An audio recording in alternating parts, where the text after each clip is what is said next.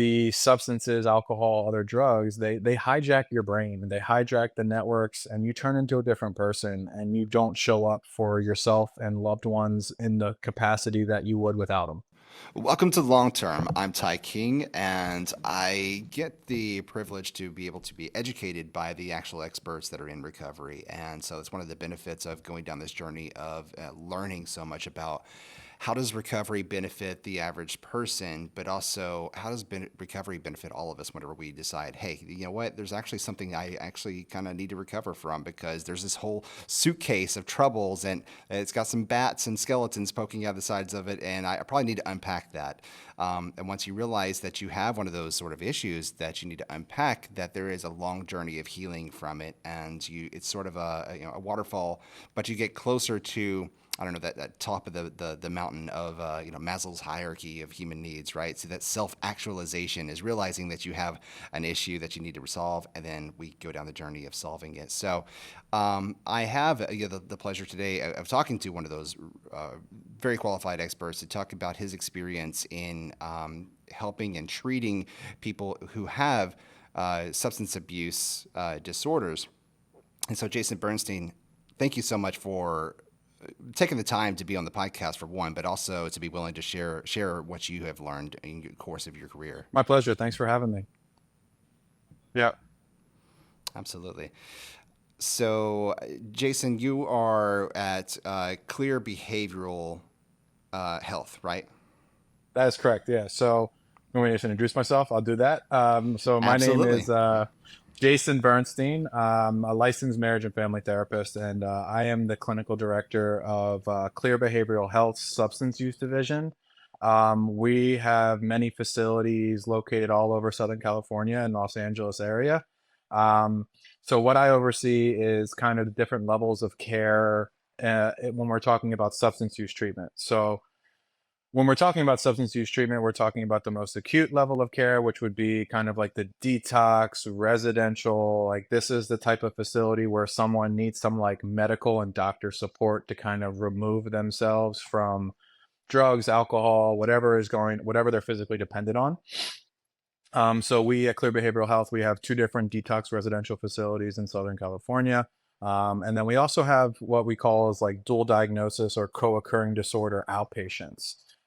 So those are the facilities where people, after they complete a detox or a residential, they then step down into a more long-term program that is meant to kind of create a stronger foundation in someone's recovery process so that they get further and further removed from the last time they drank or used.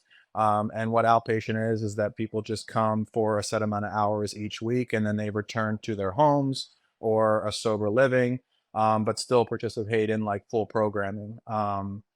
So that's a little bit about myself. I also work with, clients in private practice that struggle with substance use disorders, whether they're in long-term remission or they have other co-occurring disorders that exist underneath it. Um, and I'm also an addict and alcoholic in recovery myself. I have long-term recovery. I have my own personal experiences with it. Um, and, I probably will talk about this more as we get going, but I think that helps me understand and helps clients settle into the process a little bit more if they know that who they're talking to didn't just read about them in a book, and that have their own personal experience that can like really help them relate to their own process and feeling safer and like, look, going through a very difficult process of recovery, because every recovery process, whether we're talking about drinking and drugging or substance use or even just managing stress or anxiety or childhood trauma or whatever you want to call it, it's difficult, and it's nice just to have that support of like looking across from someone and being like, hey, uh I feel safer now because you've lived it and you've overcome it, and now help me do the same.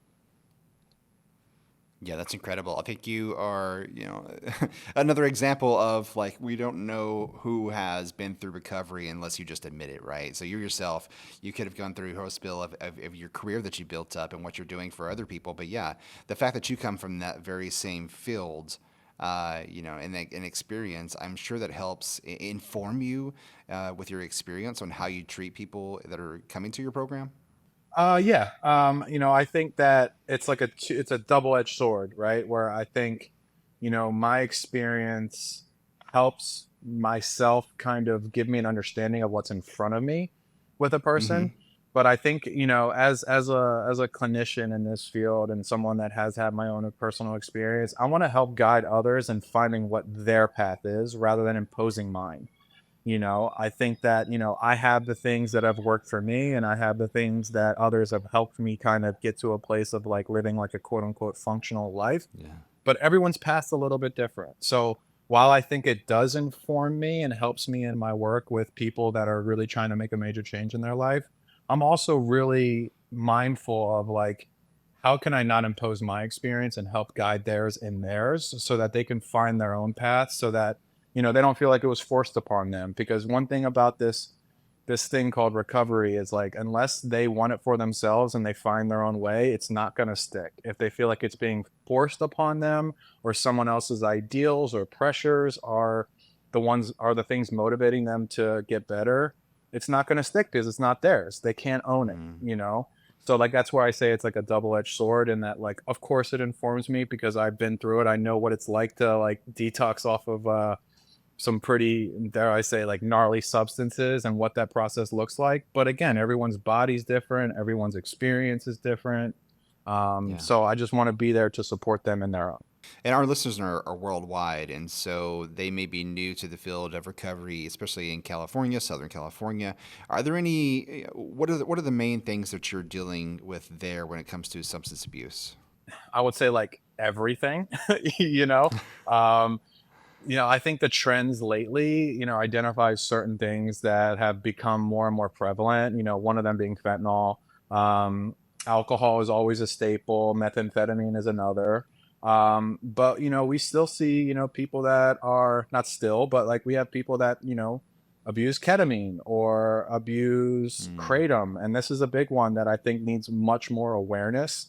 Um, in California, it's not that substance isn't regulated, and it's pretty potent. And there's different derivatives of it that have gotten really potent, that are as potent or strong as morphine, or 10 times stronger than morphine. So, kratom is another one that we've been seeing more and more of. Cocaine is still around. I mean, really everything under the sun. What I will say, the things that we don't see as much as we did years ago are things like PCP. Um, mm. and like bath salts, we don't see as much as that as we did 5 or 10 years ago. But lately, with, I'm sure it's touched someone. The fentanyl epidemic is, out there, and it's real, and it's taking a lot of people's lives and affecting a lot of families and communities. But like I said, all the other substances are still there too: alcohol, methamphetamine. So those are, I would say the three biggest probably right now are alcohol, methamphetamine, and fentanyl, or opioids. Um, but I think that, like, when we talk about any substance, it's the treatment's the same, other than the medication protocols and figuring out how to get someone like medically stable. When we're talking about a recovery process, it really doesn't matter what the substance is, because the pain that's underneath it, or the pain that the substance causes in someone's life or someone else's life, it's all the same. You know, Yeah. um, it's just a different substance that's leading you to that pain. Right. And I think, when it comes to thinking about, you know, uh, someone who might be using substances in LA in particular, right? So the way it's portrayed in movies and TV is always, somebody who's homeless on Skid Row.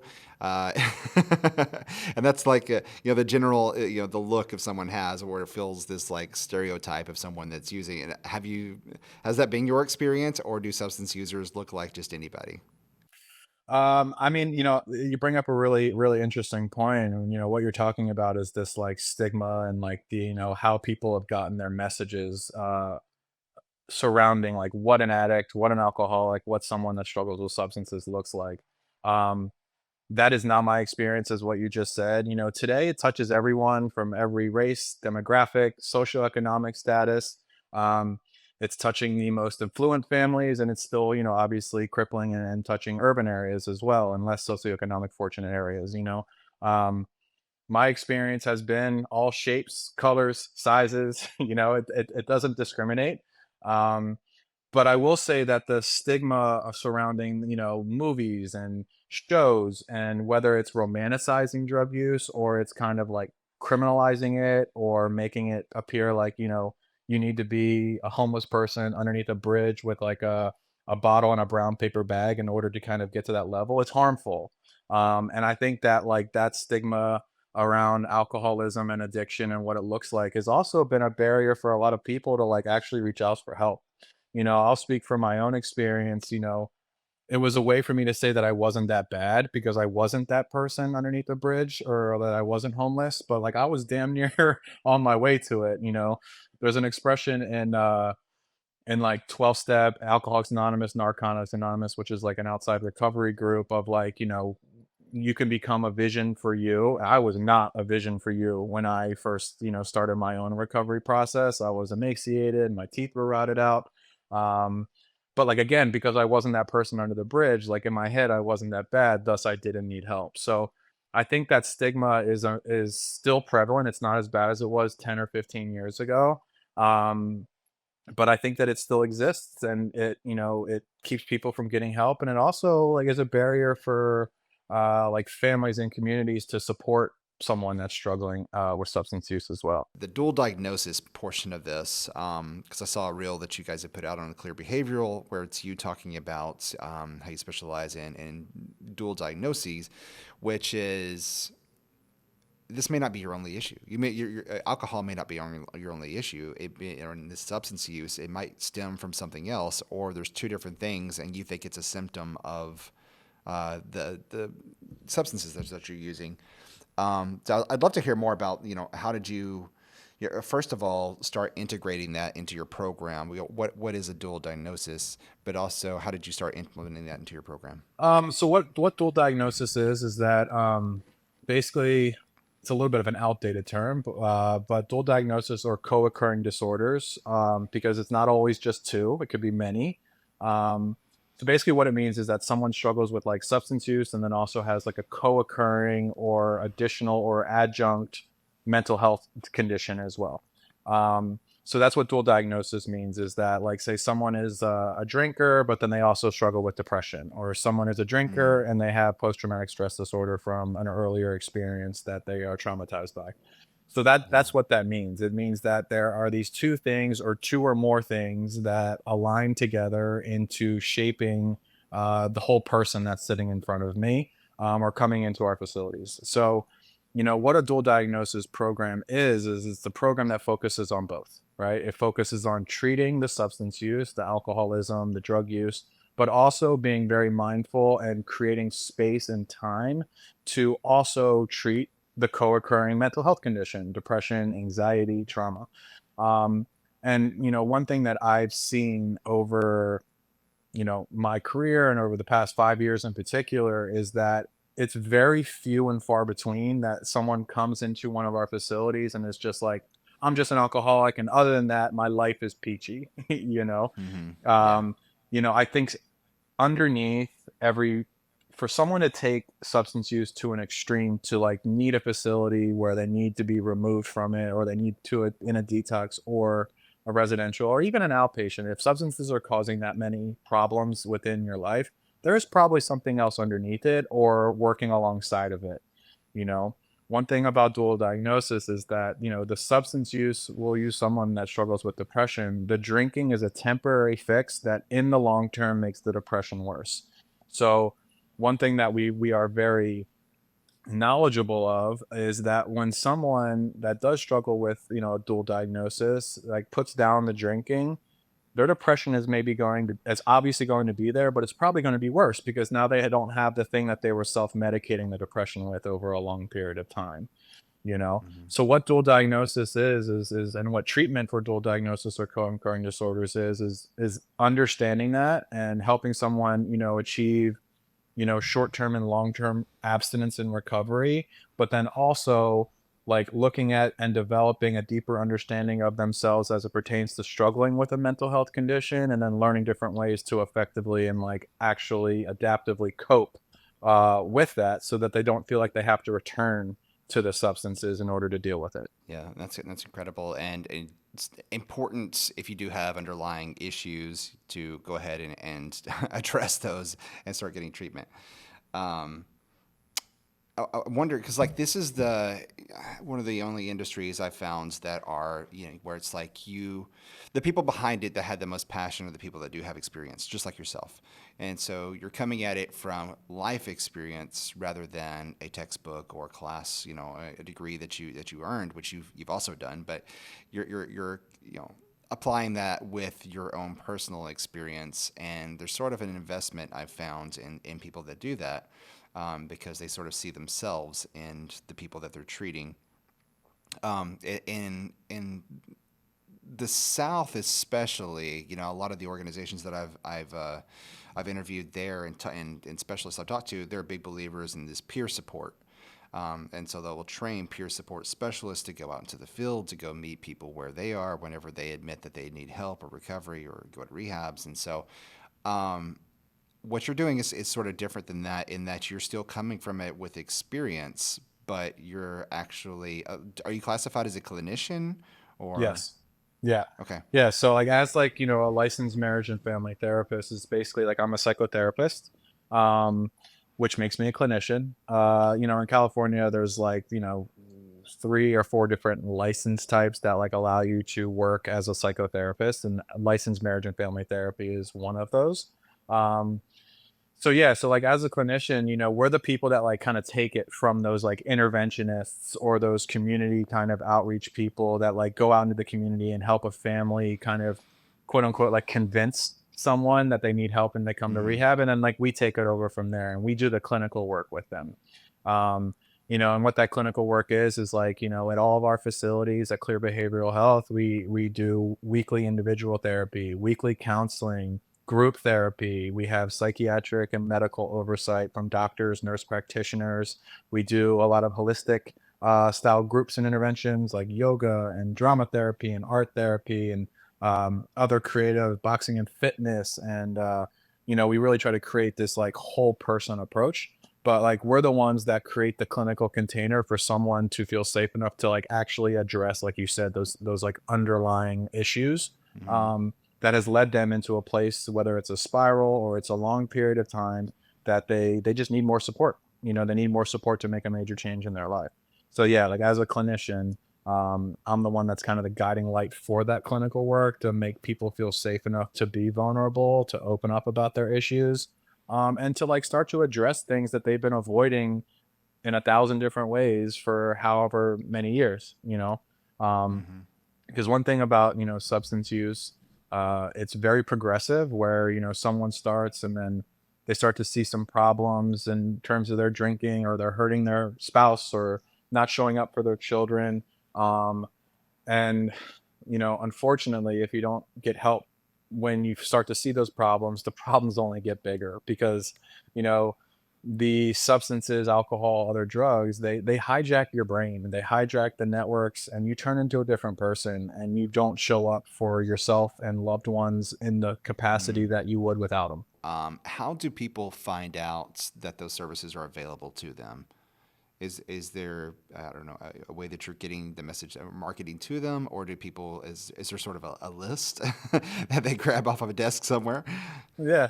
I mean, we're in the technological age, it's like the internet's a powerful thing. And, one way that, anyone that's out there that's struggling, that needs, mental health or substance use services, a quick Google search of like, mental health treatment or substance use treatment near me or in my area is always a good place to start. We at like Clear Behavioral Health, particularly in like the Southern California area, we do a lot of outreach. We work with, the schools in the area to bring in speakers to create awareness around particularly like fentanyl use and the dangers of it. And we're in high schools and we have some of our therapists go and work with some of, the kids at a high school level. We do a lot of like different events, community events. And we're also in network with most major private insurances, so we would be, if anyone that has private insurance or any state fund insurance, there are hotlines, there are portals, through your insurance provider, whoever it may be, that can help guide you in figuring out like the appropriate kind of treatment facility that will be covered by your insurance. Um, but yeah, I think it's the combination of technology, the search engines, and community outreach, and being involved, and doing different walks and fundraisers. But for the person that was like kind of looking for help, internet search, go through your insurance provider, um, or ask around. Like I said, this thing doesn't this type of substance use challenge or mental health, it doesn't discriminate. So you never know that if someone is struggling with something similar, or a family member has. So like reach out to your loved ones, talk to your community, and being like, hey, I'm struggling with this. Like, do you know anyone that's had any good experiences with getting help? Because I guarantee there's someone out there that has either been through it or is going through it themselves. Has there anything that's been a major change, since you started your career in addressing substance use, in the way that you guys are handling or treating people with substance use problems? Has anything major changed? Yeah, any major developments that we discovered that may be more helpful than previously thought? The one thing that I will just touch on is that I think that particularly over the last 5 years, there's been a greater societal emphasis on mental health. And I think with the pandemic, and this is probably a product of the pandemic, that more and more people are being encouraged and are being more open about their own experience with their own challenges, that um, there's more access to care and there's more people asking for help. And what I will say is that one of the major things that I've seen, particularly out of the pandemic, is that like when we're talking about these co-occurring disorders or dual diagnosis, we're seeing more and more and more of them, at all different levels of like acuity, which means like how severe they are. Um, and I think that, as research continues to move, like medication assisted treatment and different ways to use medications to curb cravings, and then also the openness for someone to participate in therapy and come to treatment, there's less of a stigma around it than it was 10 years ago. I think that access to care and just the technological advancements of different medications and therapeutic styles and modalities and facilities open up that are specialized towards certain needs.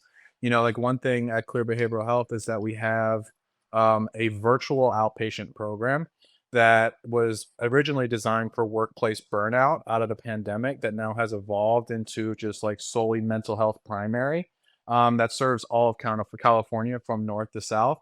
So we're seeing more and more of those style programs of like, hey, look, like you don't necessarily have to leave your house to get care.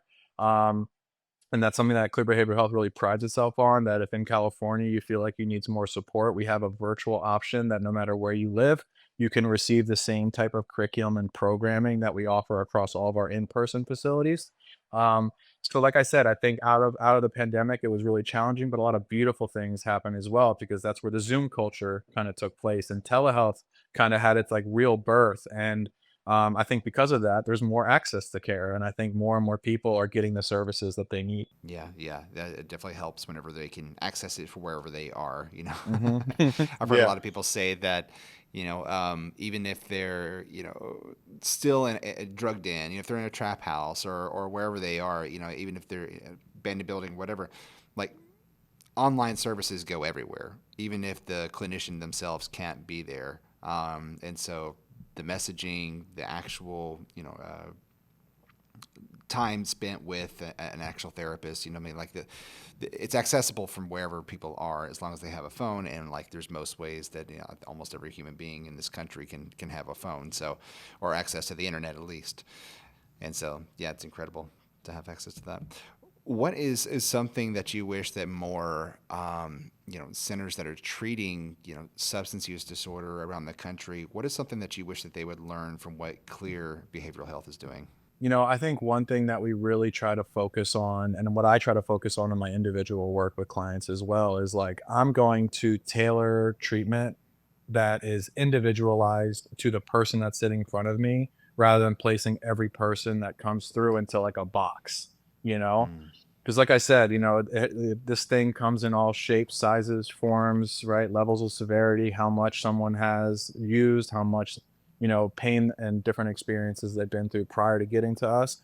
So I think that like individualized care that we do at Clear Behavioral Health to really focus on the person, the individual person that's in front of me, to tailor a treatment plan that involves all the different services that we provide. Um, that it's going to be beneficial to them that could look completely different from that for someone else. Now, I think that there are a lot of facilities, or a majority of facilities, try to do this and do this, but there also, I think that there's still this mechanism of filling beds and, trying to help people in a very standardized way. Um, so like to me, it's like the creativity element of it is like not everyone's going to respond to the same thing and benefit from the same thing. So really treat the person that's in front of you and create a plan and a list of interventions that's going to be completely individualized to the individual so that they never have to come back into a facility. The recidivism rate of substance use is very high. It's an unfortunate reality, but it's also possible that like you can be one and done. I was one and done. I went to treatment one time and I never plan on going back. I should probably knock on some wood, but it's possible. And my goal as the clinical director for our facilities at Clear Behavioral Health is that like it will be your last time. Like you will come to us and you will leave us with a very and extensive and comprehensive plan for sustained and continued recovery throughout the rest of your life so that you never have to come back into a facility. I always tell our clients, like, listen, that seat, we'll be here for you if you need us, but I never want to see you, back here. And I want to figure out a way to support you with everything that you feel like you need so that you never feel like you need to come back. Yeah, and that support I think after is pretty important as well. Like if you're laying the groundwork, you're giving them a strong base to build on. I've talking to people that have lived experience with substance use disorders, they've uh, found a place, I guess, where they belong. We all, as humans, we have this need to belong somewhere, and so they want to belong somewhere, but they want to make sure that it's a healthy place to belong to. And so it may still be going to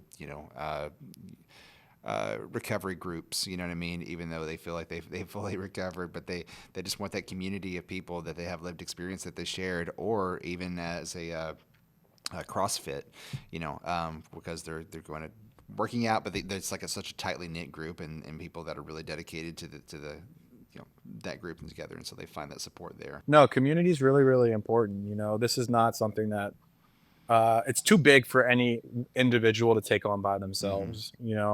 A lot of the things that we do when we're talking about like aftercare planning with our clients is that we set them up with everything underneath the sun. We will work on and look at different recovery communities that they can kind of continue to participate in, whether that's smart recovery, refuge recovery, Alcoholics Anonymous, um, different abstinent-based programs. Because if someone's in our care, they probably should look at being abstinent, or at least for an extended period of Yeah. time. Um, and then also we set them up with, and they have individual therapy set up. They have psychiatry set up. We work with one of our sister companies is called Neuro Wellness Spa. It's a psychiatric practice that offers things like transcranial magnetic stimulation, which is a really, really non-invasive, very effective treatment, non-medication treatment for depression and anxiety and PTSD and complex PTSD and OCD and different like co-occurring diagnosis. And there's also more and more research that is coming out that it's effective for addiction as well. Now I'm not a doctor, but I do work closely with the team over at Neuro Wellness Spa, so I do know a lot about TMS and MERT therapy. So that could be a part of someone's aftercare plan. And then we also look at family therapy and couples therapy and um, really getting that person like a layered support so that they feel like they are addressing all the things that brought them into treatment in the first place and they have support for it. Jason, thank you so much for like I said, spending your time here and sharing your expertise and talking a little bit about your own personal experience. One thing I always want to ask at the end is, with all of your experience, both in life but also in your career, and what you've seen the needs of the people are, what is a long-term solution do you think that we could offer people in that position? Let's say that back in Jason didn't take this career path, right? Um, maybe he went to that one and done, right? But then didn't know what to do with himself past that point. What would be a long term solution for that type of person? I would say, this is where like this element of like finding your purpose comes in. I think for anyone that's like me in the sense of like drugs and alcohol were my only purpose because it was the only thing that I thought that I needed to feel okay with myself. redeveloping and redefining and exploring and really empowering individuals to find what their purpose is. The thing that, you know, you're not going to wake up every morning excited, but maybe you wake up a majority of the mornings excited to kind of conquer the day because you feel like you have this drive and you're doing something that you're meant to do, or at least just gives you that sense of like fulfillment at the end of the day of being like, today sucked, but like I really enjoy what I'm doing and I enjoy the people in my life and I feel like I have the support around me. Um, you know, Really the biggest thing is just for anyone that's like struggling out there, just know recovery is possible. And there's a lot of people that would be willing to do backflips in order to like help you. Um, and I remember when I was actually in a detox myself and they had this guy that would like come knock on my door and I was sick as a dog and I was not feeling well and this guy came in every morning and was like, "Hey, good morning. It gets better." And I remember if I was physically capable of it, I would have gotten up and like shoved him through a wall because in that moment I couldn't see it, but I wish I could go back and give that guy a hug and be like, you're right. It does get better and it's possible. And like recovery is possible and recovery from anything is possible for any person that's walking this earth. So, um, I think that the biggest thing to like maintain long term is like finding that purpose, finding like the reason that, you want to get out of bed in the morning, whether that's family, whether that's a job, whether that's career, whether that's an artistic and creative outlet and process, or if it's just friends or whatever it is, animals, right? Just find what works for you and it's possible to recover. That is a great answer. So, off the top of your head, too. Look at that. Jason, if people want to look up more about clear behavioral health, where might they go for that? So obviously we have our website. So www.clearbehavioralhealth.com. And you'll see the list of services and facilities that we have in the Southern California area. That also includes our virtual outpatient. You also see the staff. And, if anyone's struggling out there in the state of California and you don't have anyone else to reach out to me, Jason Bernstein at clearbehavioralhealth.com. I'll see what I can do to help. Fantastic. Thank you again so much for taking your time out of the day. It's a Monday, and I know those get really hectic, and so I really especially appreciate that you took the time out today. Thanks for having me. It was a lot of fun. I appreciate it. Absolutely. And thank you for listening. If you're watching this on YouTube, you can find us on all of the audio podcast platforms from Apple, Spotify, iHeart, and wherever you find your podcast, and vice versa. If you're listening to this as an audio podcast, you can find the video version on YouTube. If you heard this and you heard what Jason had to say, you're talking from the clinical perspective of how we deal with people with substance use disorders and how the mental health and the wellness that's involved with it. If you know somebody that could benefit off of hearing that message and knowing that this information exists out there, share this episode. That's the quickest way to help us grow the show, but also to get the message out to as many people that need to hear it as possible, which is the most important thing. Yes, we like the subscribes and we like the likes and all that, but sharing an episode and sharing this message that Jason just shared with somebody that needs to hear it, that is the key ingredient to having successful and long-term healing for us in this nation. So thank you so much for tuning in, and we will see you in the next episode.